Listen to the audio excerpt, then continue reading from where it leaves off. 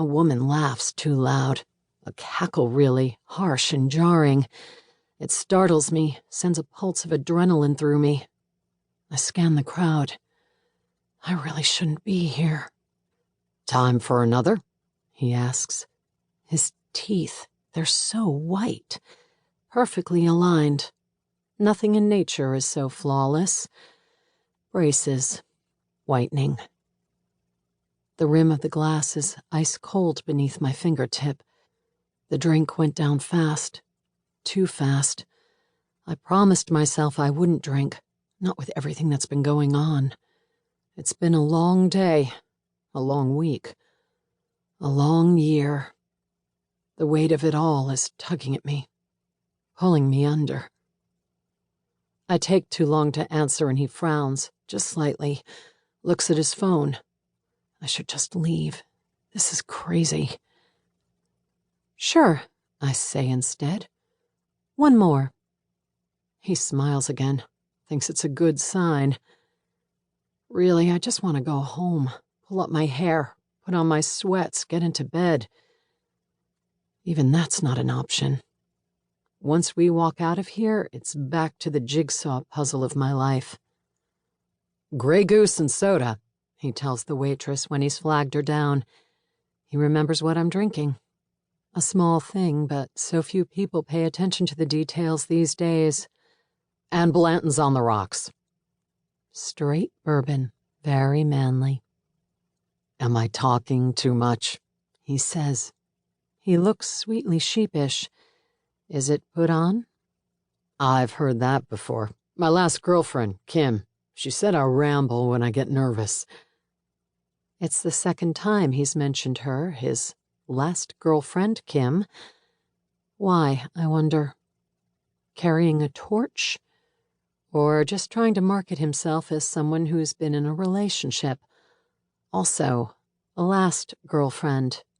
It begs the question, how many others?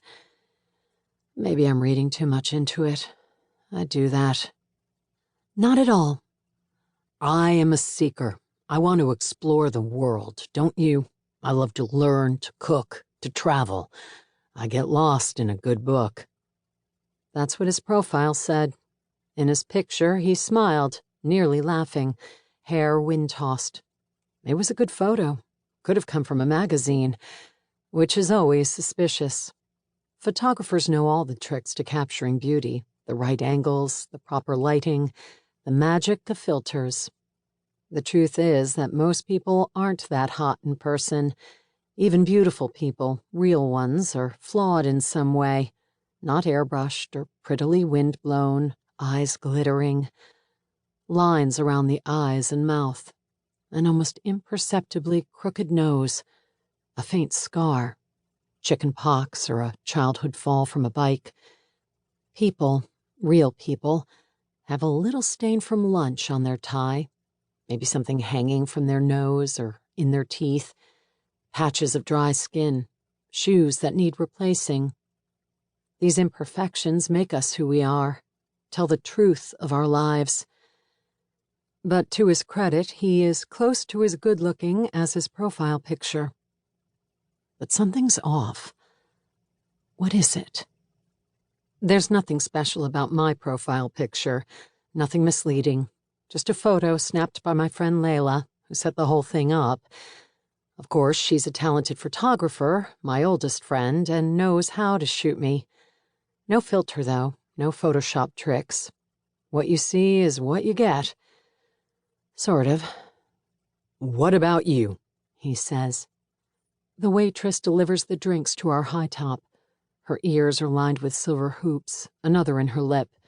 She is fleshy but pretty, with startling green eyes that give her an otherworldly look. I bet she reads a lot of teen fantasy novels. Twilight, Harry Potter, Hunger Games. "Thank you, darling," he says to her.